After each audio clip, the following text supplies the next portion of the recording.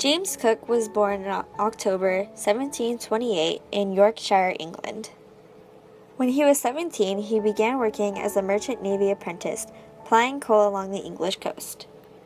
During his free time, he studied the fundamentals of mathematics, navigation, and astronomy, all of which would prove to be useful in his later life. He completed his 3-year apprenticeship and began working on training ships in the Baltic Sea.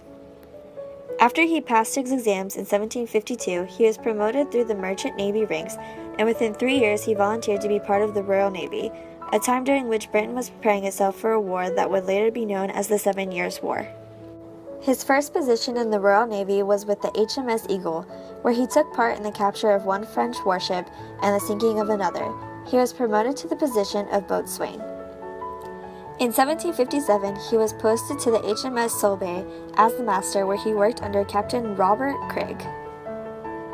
During the period of the 7 Years' War, he captured the fortress of Louisbourg and showed his flair for cartography and surveillance. During the 1760s, he surveyed the coast of Newfoundland and produced large-scale accurate maps of its position, outlines, and coasts. In 1776, he was asked to travel the Pacific Ocean to record the transit of planet Venus across the Sun by the Royal Society. It was after he agreed to the excursion that he was promoted to lieutenant and ordained as the commander of the expedition, which set sail 2 years later. For James Cook's first voyage, the Endeavour set off from Plymouth and sailed around Cape Horn and into the Pacific, anchoring by the island of Tahiti. There are some difficulties between the crew and the islanders due to differing views on property, for the islanders considered all property as communal. The islanders' custom of decorating themselves by pricking their skin and dyeing it led to the fashion among sailors of tattooing. After their stay in Tahiti, the Endeavour continued on to the North Island of New Zealand, where they met Maori with war canoes before sailing on to the South Island. They found that neither island was joined to a large southern continent. The Endeavour continued towards Tasmania and the east coast of Australia, discovered by the Dutchman Tasman in 1759. Cook was determined to survey the whole coast.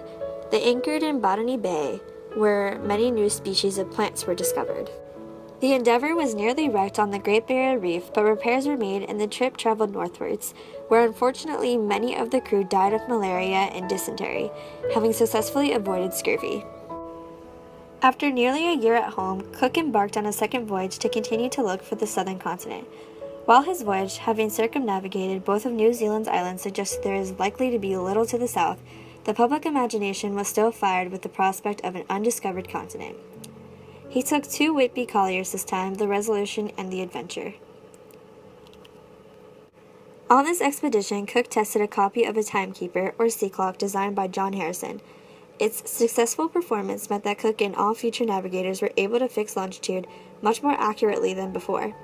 His enthusiastic endorsement of the watch did much to prove its practicability and utility.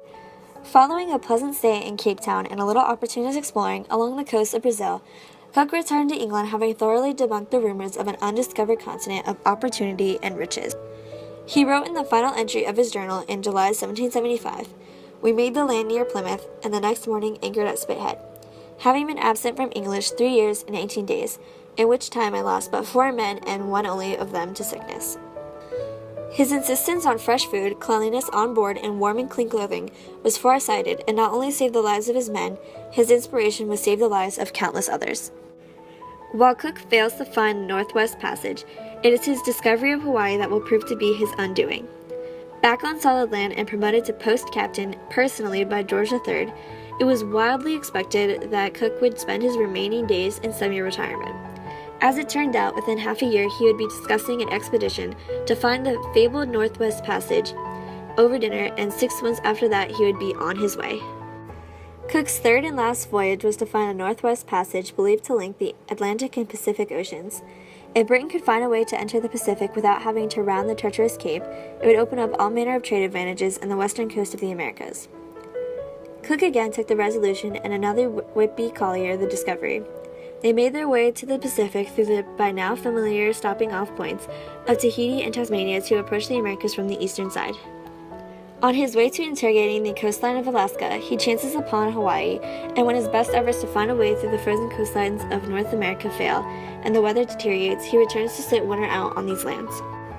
Addressed reverently as Orono and greeted by elaborate welcomes, it seems highly likely that the people of Hawaii considered Cook to be a god on his arrival.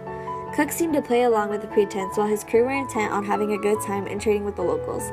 After receiving elaborate tributes, Cook and his crew seemed to wear out their welcome, and when they finally left, it appeared the previously welcome locals were happy to see them go. Cook's ships were forced to return just 4 days later because the Resolution needed repairs to her mast. This time, the mood had changed. When Cook tried to take the Queen hostage after the theft of a ship's boat, the islanders became alarmed, and during a struggle, Cook was stabbed and killed on February 14, 1779.